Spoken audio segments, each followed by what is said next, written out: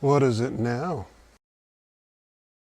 Oh no, this is serious. Man gets sick drinking raw chocolate milk from R-Bar H Dairy. He drank the milk back in January. Him and the doctors did a 4-day past history of what he was eating, and they all thought it was the raw milk. If the E. coli wasn't traced to the milk through a milk test with that batch date, then how can they claim it was the raw milk? This is an unfortunate situation for everybody. Bad situation for the dairy and their customers.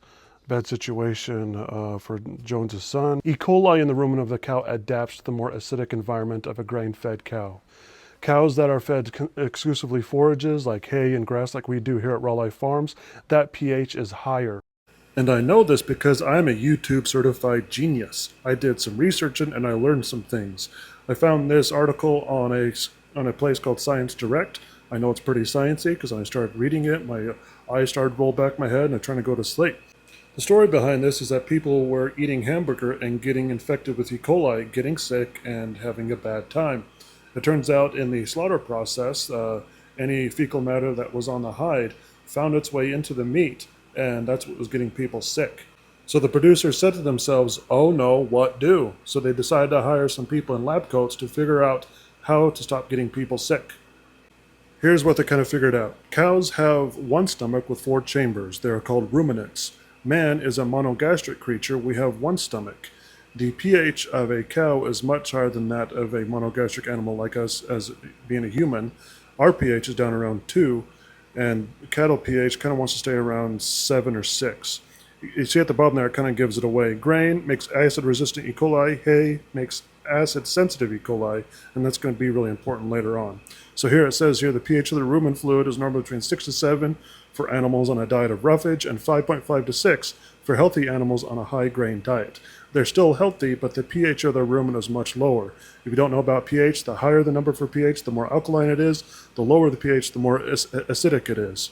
And if we go on here, the recent work indicated that cattle fed large amounts of raw corn had approximately 1,000-fold more E. coli than cattle fed hay.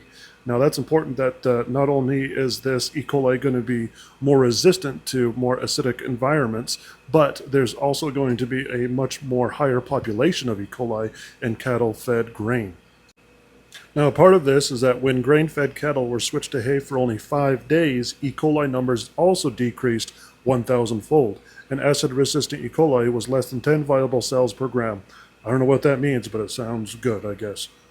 So what did the guy in lab coats have to say to the producers? They said, hey guys, if you feed your cows hay for 5 days before you take them to slaughter, not only will the E. coli population be less, but that E. coli population that is there on the hide will be significantly less able to survive when it's introduced into the stomach of humans, which is on an average lower pH around 2 or lower, which these less acid-resistant E. coli would immediately be destroyed and people would not get sick.